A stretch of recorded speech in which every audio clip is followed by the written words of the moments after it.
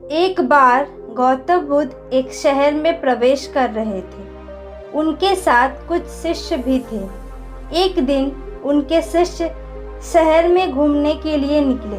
वे शहर में घूम ही रहे थे कि तभी शहर के कुछ लोगों ने उन्हें अपशब्द कहे। उनके बुरे शब्दों को सुनकर शिष्यों को बहुत बुरा लगा और वे वापस लौट गए।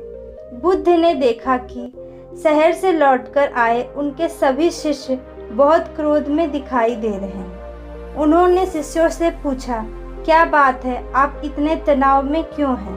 तभी एक शिष्य क्रोध में बोला, हमें यहाँ से तुरंत चलना चाहिए। जब हम बाहर शहर में घूमने गए थे तो यहाँ के लोगों ने बिना वजह हमें बहुत बुरा भला कहा। जिस जगह हमारा सम्मान नहीं हो वहाँ हमें नहीं रहना चाहिए। बुद्ध ने कहा, क्या किसी और जगह तुम अच्छे व्यवहार की अपेक्षा रखते हो? दूसरे शिष्य ने कहा, इस शहर से तो अच्छे ही लोग होंगे।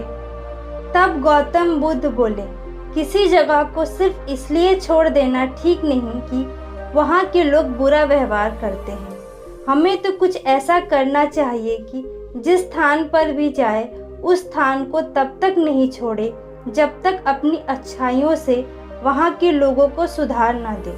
हम जिस भी स्थान पर जाए वहाँ के लोगों का कुछ न कुछ भला करके ही वापस लौटें। बुद्ध ने कहा कि जिस प्रकार युद्ध में बढ़ता हुआ हाथी चारों तरफ के तीर सहते हुए भी आगे बढ़ता जाता है, ठीक उसी तरह उत्तम व्यक्ति भी दूसरों के अपशब्दों को सहते हुए अच्छे कार्य करता रहता है।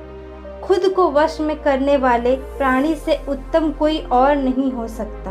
बुद्ध की बात शिष्यों को अच्छी तरह से समझ में आ गई और उन्होंने वहां से जाने का इरादा त्याग दिया। तो दोस्तों, बुद्ध की यह कहानी से हमें यह शिक्षा मिलती है कि हमें दूसरों की बातों से प्रभावित होकर अपना निर्णय नहीं बदलना चाहिए।